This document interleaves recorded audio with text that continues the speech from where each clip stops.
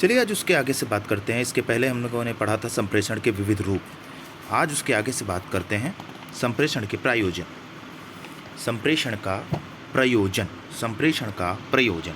तो चलिए देखते हैं। जैसा कि मैंने यहाँ पे टिक कर रखा है, मनुष्य एक सामाजिक प्राणी है। वह अकेला नहीं रह सकता, वह संप्रेषण के जरिए ही समाज से जुड़ा रहता है। आइए देखें संप्रेषण मनुष्य के लिए क्यों जरूरी है। अब देखिए, मनुष्य के लिए जरूरी है। संप्रेषण का जो प्रयोजन क्या होता है, वो किस लिए काम करता है, इस पर हम विचार करेंगे। तो जैसे पहला विचार अगर देखते हैं तो संप्रेषण के प्रयोजन के बारे में अगर बात करें तो पहला है व्यक्तिगत जरूरत। यह अपने आप में स्पष्ट है कि लोग काम करने, खाने, पीने, रहने, प्यार और जीवन से जुड़े सभी व्यक्तिगत पहलुओं के लिए संप्रेषण करते हैं। अपनी ज़रूरतों को पूरी न होने पर उसकी मांग करते हैं। ठीक है, तो मतलब यहाँ पे आपको समझ में आया कि संप्रेषण व्यक्तिगत ज़रूरत के लिए ज़रूरी है। इसका प्रयोजन क्या है? व्यक्तिगत ज़रूरत है। और क्या है? व्यक्तिगत संबंध है। आप जानते हैं संप्रेषण के जरिए ही आप जान पहचान बनाते हैं, अपने रिश्तेदारों से बात करते हैं। जैसे यहाँ लिखा है, जब हम कभी किसी रिश्तेदार, मित्र या जान पहचान वालों से मिलते हैं तो सबसे पहला सवाल यही होता है, कैसे हैं आप? इसके अलावा लोग अपनी आँख, हाथ, शब्द और भाव भंगिमा से दूसरे से संबंध बनाने का प्रयास करते हैं। तो दूसरा प्रयोजन क्या हो गया? व्यक्तिगत संबंध। तीसरा क्या है? सूचना। संप्रेषण का सबसे महत्वपूर्ण क्या है? सूचना देना भी होता है, सूचना ग्रहण करना या देना। ठीक है, हम कई प्रकार की सूचनाएं प्राप्त करनी होती है, हमें कई प्रकार की सूचनाएं प्राप्त करनी होती है। जैसे सूचना संग्रहण का काम बचपन से ही शुरू होता है। जैसे कि बच्चे जब पैदा होते हैं तभी से उनको सूचना मिलने लगती है कि पापा। अब पापा जो एक सूचना है उनके कान तक जाती है, मम्मी कान तक जाती है। करना, खाना, पीना, सोना, ये सूचना का संग्रहण होना होता है, बचपन से ही शुरू हो जाता है। संग्रहण मतलब एकत्र होना स्टार्ट हो जाता है। जब वह पहली बार पूछता है यह क्या है, तो सूचना संग्रहण की यह प्रक्रिया आजीवन चलती रहती है। जनसंचार माध्यमों से विकसित होने से सूचना क्षण भर में एक स्थान से दूसरे स्थान तक तीव्रता से पहुंचना संभव हो गया है। तो किससे? जनसंचार के माध्यम से सूचना का संग्रहण। अब देखिए, इसमें कहने का चाहता है, मतलब संप्रेषण का जब तीसरे प्रयोजन की बात करें तो ये है सूचना। अब सूचना क्या है? बचपन से जब लड़का बड़ा होता है तो वहाँ से वो सूचना ग्रहण करना शुरू करता है, फिर वो प्रश्न करना शुरू करता है कि यह क्या है। तो ये प्रक्रिया आजीवन चलती है जब तक कि वो मृत्यु उसकी नहीं हो जाती है। ठीक है, तो जनसंचार के माध्यमों से इसी सूचना को बहुत दूर दूर तक पूरे विश्व भर में पहुंचाने का काम संप्रेषण करता है। किससे? जनसंचार के माध्यमों से। जैसे कि आप देखें, इंटरनेट, टेलीविज़न, फ़ोन, मोबाइल, इन सब से क्या, फ़ोन यहाँ से किए, अमेरिका पहुँच गए, आप फ़ोन करके वहाँ बात हो रही है। तो ये जनसंचार का माध्यम हो गया। अब आप क्या बात कर रहे हो, वो सूचना हो गई। ठीक है, अब चौथी बात आती है आपस में बातचीत। अब संप्रेषण का प्रयोजन है उसमें चौथा क्या है? आपस में बातचीत। अपनी बात दूसरे तक पहुंचाने और दूसरी की बात को सुनने के लिए भी संप्रेषण संपन्न है। ठीक है, जैसे कि पहले बताया चुका है संप्रेषण क्या है, तो अपनी बात को व्यक्त करना, दूसरे की प्रतिक्रिया लेना, मतलब उसकी सहमति लेना, ये सब संप्रेषण द्वारा ही संपन्न होता है। अब गप माने जानते हैं, चैटर बॉक्स टाइप का गप सप करते नहीं है, संप्रेषण का एक मज़ेदार और मनोरंजक उदाहरण है। लोगों को गप मारने में बड़ा मज़ा आता है। इसके जरिए हम एक दूसरे की भावनाओं, विचारों, दृष्टिकोणों जानने का, समझने का प्रयास करते हैं। मतलब संप्रेषण का ये भी है। अब आग्रह क्या है? एक तरीके से देखिए, जैसे प्रचार उचार होता है ना, कि वो हमसे टेलीविज़न पे प्रचार करता है, विज्ञापन करता है। अब वो आग्रह करता है कि आप इस तरीके की वस्तुएं खरीदें। इसमें लिखा है, विज्ञापन इस प्रकार के संप्रेषण का सबसे ज्वलंत उदाहरण है, मतलब सबसे अच्छा उदाहरण है विज्ञापन। विज्ञापन का निर्माण इस प्रकार किया जाता है कि वह ज़्यादा से ज़्यादा लोगों को पसंद आए। जैसे रेडियो, टेलीविज़न और समाचार पत्रों के विज्ञापन को याद कीजिए कि शैम्पू, टूथपेस्ट, डिटर्जेंट, साबुन, डिटर्जेंट पाउडर आदि विज्ञापनों में किस प्रकार के ग्राहकों से आग्रह किया जाता है कि आप इनको लीजिए। अब वो आग्रह आपसे नहीं करते हैं, आग्रह ऐसा करते हैं जैसे लुभावने तरीके से। जैसे घड़ी डिटर्जेंट, पहले इस्तेमाल करें फिर विश्वास करें। यानी आप घड़ी डिटर्जेंट को जब तक पहले इस्तेमाल नहीं करेंगे तब तक आपको भरोसा नहीं होगा कि ये अच्छा है कि नहीं। ये तरीका है। इस प्रकार के संप्रेषण में ग्राहक की आकांक्षा, इच्छा, लोभ और अन्य व्यक्तिगत कमजोरियों का लाभ उठाया जाता है। ठीक है, जैसे अब कह दिया जाए कि ये चीज़ें अपनाओ और अपने को ताकतवर बनाओ, और ये लुभावना तरीका है। अब जैसे कहते हैं ना, खूबसूरती पाएँ 7 दिनों में, ऐसा होना नहीं है। लेकिन वो इस तरीके से विज्ञापन बनाया जाता है, वो आग्रह किया जाता है लोभ लुभावने तरीके से, जिस तरीके से वो ग्राहकों को अपनी ओर आकर्षित करता है। अब अगला पार्ट है इसका, 7वां पार्ट है, मतलब 6वां पार्ट है मनोरंजन। मनोरंजन अभी अभी क्या है, हंसना, हंसाना, दूसरे को दुख सुख में हिस्सा लेना, यह सब मनुष्य की स्वाभाविक वृत्तियाँ में शामिल है। मनोरंजन के लिए लोग सिनेमा देखते हैं, टेलीविज़न देखते हैं, घूमते फिरते हैं, किताब पढ़ते हैं, कुछ मनोरंजन के लिए पढ़ते हैं। ये सब इन कारणों से भी संप्रेषण की ज़रूरत पड़ती है। तो कुल मिला के अगर आपसे कहा जाए कि संप्रेषण का प्रयोजन क्या है, प्रयोजन मतलब संप्रेषण की योजना क्या होती है, संप्रेषण का प्रयोजन क्या होता है, संप्रेषण क्यों ज़रूरत है, क्यों ज़रूरी है। भैया व्यक्तिगत ज़रूरत के लिए ज़रूरी है, व्यक्तिगत संबंध बनाने के लिए ज़रूरी है, सूचना के आदान प्रदान के लिए ज़रूरी है, आपस में बातचीत करने के लिए ज़रूरी है, मनोरंजन करने के लिए ज़रूरी है, विज्ञापन में आग्रह के लिए ज़रूरी है। तो ये सब संप्रेषण का योजना है। मतलब संप्रेषण क्यों ज़रूरी है, संप्रेषण का प्रयोजन क्या है, तो यही चीज़ है। ठीक है, इतना अगर समझ में आया होगा तो शायद आप लोगों को इतनी चीज़ें तो समझ में ज़रूर आ गई होंगी। अगली बारी आती है नेक्स्ट पॉइंट 1.5, संप्रेषण की प्रक्रिया क्या होती है। देखिए, संप्रेषण की प्रक्रिया जो होती है कुल 3 होती है। संप्रेषण भेजने वाला और संदेश और पाने वाला। ठीक है, यही संप्रेषण की प्रक्रिया होती है। जैसे देखिए आप, अब यहाँ पे इसको डिटेल में पढ़ देते हैं थोड़ा। आपको हम पहले ही बता चुके हैं कि संप्रेषण एक क्रिया है, मतलब ये एक प्रोसेस है। वस्तुतः प्रेषक से प्राप्तकर्ता तक संदेश पहुँचाने की प्रक्रिया को संप्रेषण करते हैं। यानी संप्रेषण से प्राप्तकर्ता तक बीच में जो कार्य होते हैं वो संप्रेषण कहलाते हैं। ठीक है, इस प्रकार संप्रेषण के 3 हिस्से होते हैं। पहला प्रेषक मतलब भेजने वाला, संदेश मतलब जो लिखा गया हो या जो बात है, और प्राप्तकर्ता जिसको रिसीवर, जिसको पाने वाला होता है, मतलब कंसाइनर, कंसाइनी और बीच में मैसेज। ठीक है, या तो आप बोलते हैं ना सेंडर, रिसीवर और बीच में मैसेज या मैसेंजर। ठीक है, इत्यादि। ठीक है, पत्र इसका सबसे उत्तम उदाहरण है। पत्र माने लेटर। आप अपने भाइयों को पत्र लिखते हैं, आप प्रेषक हुए। ठीक है, उसके बाद आप कुछ लिखते हैं, वो आपका हुआ संदेश हुआ या संदेश हुआ, और यह पत्र आपके भाई तक पहुंचता है तो वो भाई क्या हो गया, प्राप्तकर्ता हो गया। ठीक है, इस प्रकार से ये डायग्राम बना। अगर आपके एग्जाम में आ जाए तो आप डायग्राम बना देंगे तो समझ लीजिए आधे से ज़्यादा नंबर तो आपको इसी में मिलने वाले हैं। ठीक है, ये स्रोत हो गए। अब स्रोत मतलब सोचने से। अब देखिए पूरा कैसे होता है संप्रेषण, पूरा कैसे होता है, इस पर भी ध्यान देना है आपको। अब पहले तो आप सोचते हो। ठीक है, पहले तो आप सोचते हो। आप सोचते हो तो जो आपको प्रेषक जो होता है, जो भेजने वाला होता है, वो पहले सोचता है, कहीं से डेटा इकट्ठा करता है, अपनी क्षमता बनाता है, उसके बाद उस संदेश को लिखता है और लिखने के बाद या बोलने के बाद वो किसी माध्यम द्वारा भेजता है। अब इसमें क्या होता है, प्राप्तकर्ता प्राप्त करता है। अब वो उस प्रक्रिया को सोचता है, वो संदेश के बारे में सोचता है, अपनी अनुभूति देखता है और अपनी निर्णय क्षमता बनाता है। फिर उसके बाद फिर वो प्रतिक्रिया देता है। यानी आपके कहने का मैंने आपको कहने मतलब तरीके से समझाता हूँ। देखो पहले क्या हुआ, पहले कोई चीज़ सोचा गया, सोचने की प्रक्रिया विकसित हुई अपनी अनुभूति से, अपनी निर्णय क्षमता से। फिर स्रोत मिल गया, मतलब उस चीज़ को डेटा मिल गया। अब डेटा क्या होगा, भेजा जाएगा। डेटा भेजा गया, डेटा कहाँ को भेजा गया, यह भेजा गया किसके द्वारा, किसी माध्यम से, टीवी, टेलीविज़न, इंटरनेट या मौखिक भेजा गया, लिखित भेजा गया, टेलीविज़न से भेजा गया, फ़ोन से भेजा गया। अब वो रिसीवर क्या होगा, रिसीवर इसे प्राप्त कर लेगा। प्राप्त करने के बाद अब वो इस पर थिंकिंग क्रिएट करेगा। ठीक है, इस पर सोचेगा ये भेजने वाला ने क्या मुझे लिखा है। अब उस पर वो विचार करके फिर से क्या करेगा, वो यहाँ से उठाएगा, यहाँ भेज देगा। ठीक है, ये हुआ हमारा संप्रेषण का प्रक्रिया। ठीक है, कैसे संप्रेषण होता है। अब देखिए इसमें 9 रूप होते हैं, 9 रूप होता है। 9 इम्पॉर्टेंट है। ये इस बार भी आए थे एग्ज़ाम में, 2024 की बात कर रहा हूँ मैं।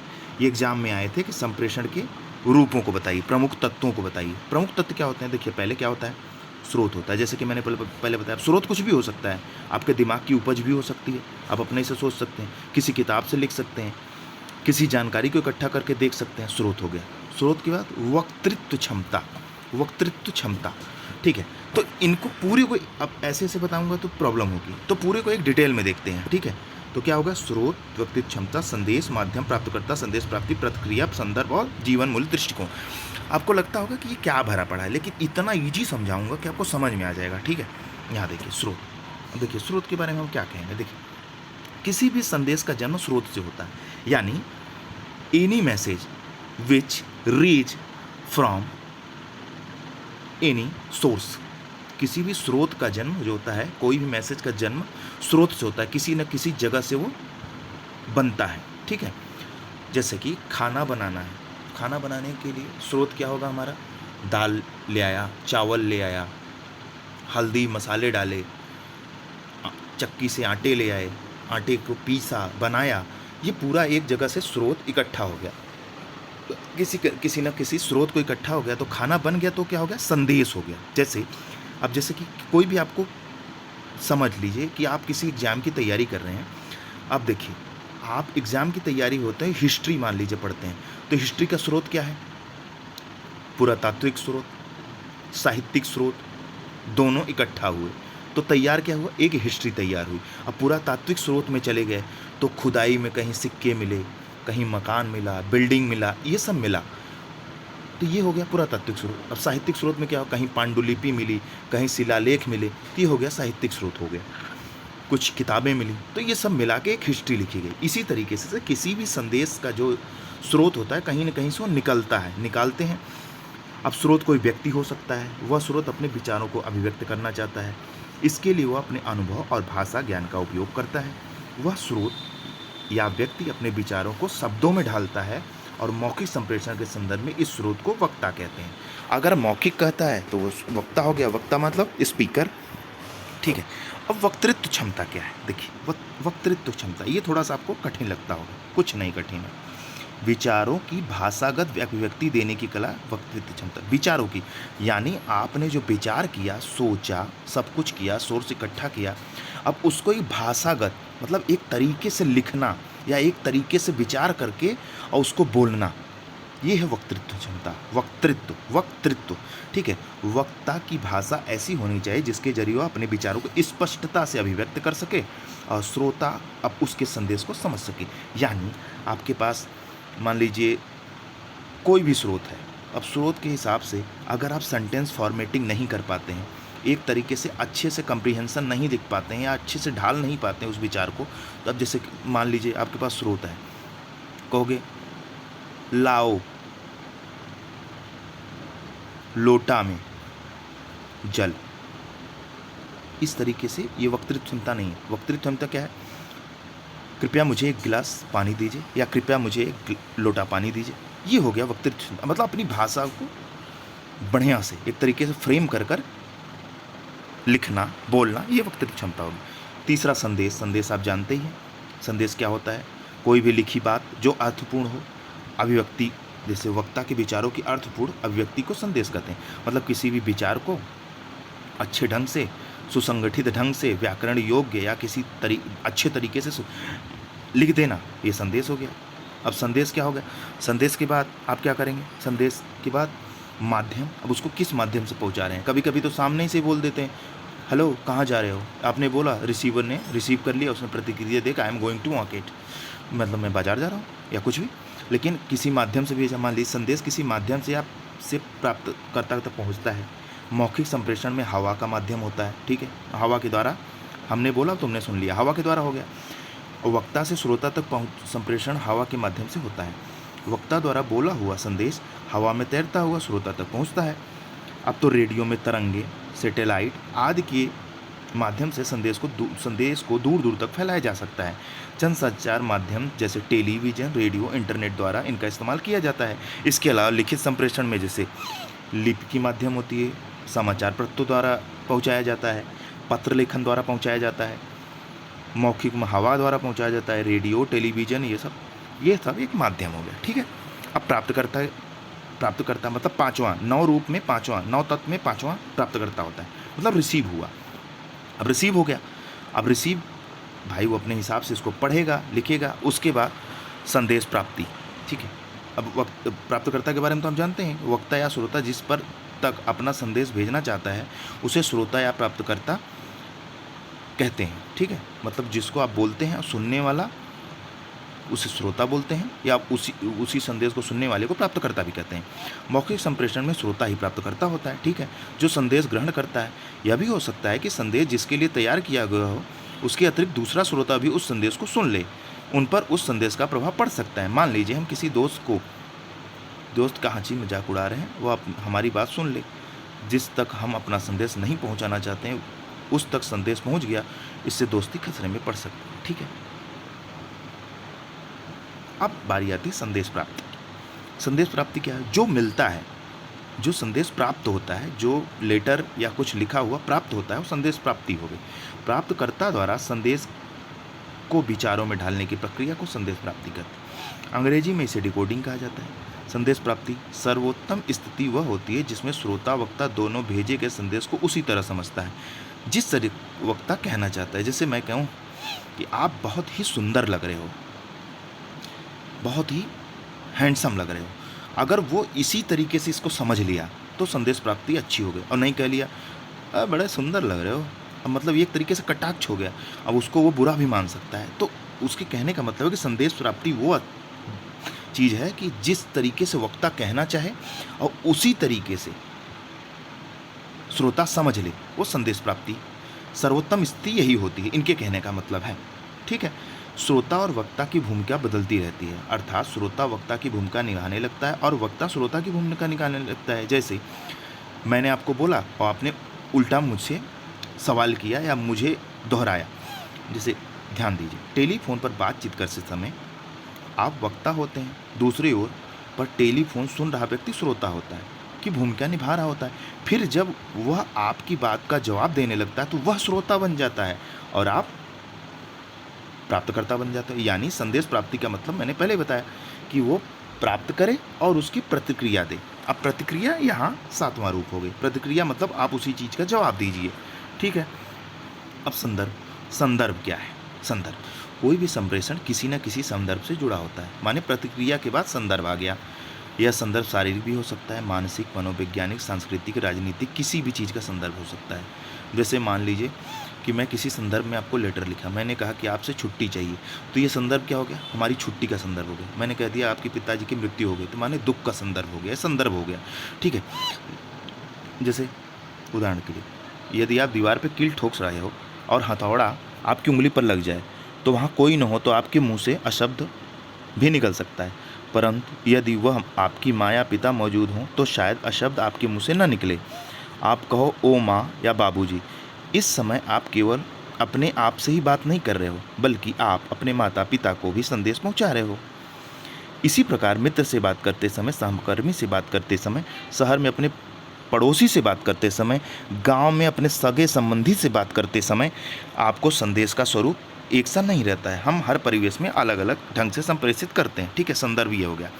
अब जीवन मूल्य दृष्टिकोण, कुल मिला के संप्रेषण की प्रक्रिया में सहायक जिन तत्वों पर चर्चा की गई वे आधारभूत तत्व हैं। इसके अलावा वक्ता के जीवन मूल्य और दृष्टिकोण का भी उसके विषय के चुनाव, शब्दों के चुनाव आदि पर असर पड़ता है। इस प्रकार श्रोता के जीवन मूल्य और दृष्टिकोण का असर भी उस संदेश को समझने और व्याख्यापित करना पड़ता है। ठीक है, ये तो था। अब इसको एक बार डिटेल में हम समझा देते हैं, एक लाइन में। इतना तो आपने पढ़ा, एक एक चीज़ समझ ली। अब डिटेल में अगर समझाना हो तो कैसे समझना है, देखिए ठीक तरीके से। स्रोत, अब ध्यान दीजिए, एक लाइन में संप्रेषण के 9 रूप होते हैं, 9 तत्व होते हैं। पहला स्रोत, जहाँ से इकट्ठा होता है डेटा, वक्तृत्व क्षमता, उस डेटा को सही ढंग से फ्रेम करना होता है, वो क्या बन जाता है? संदेश बन जाता है। उसके बाद उस संदेश को किसी न किसी माध्यम के द्वारा प्राप्तकर्ता को पहुंचाया जाता है। प्राप्तकर्ता उसको प्राप्त करता है, संदेश को प्राप्त करता है, समझता है, अपने विचारों को गुणता है, अपनी योजना बनाता है। उसके बाद वो प्रतिक्रिया देता है कि उस पर इस प्रतिक्रिया देता है कि ये जो भाई साहब सामने वाले मुझे बोल रहे हैं इसका वो उत्तर देता है उन्हीं के हिसाब से। और उसके बाद उसका संदर्भ क्या होता है?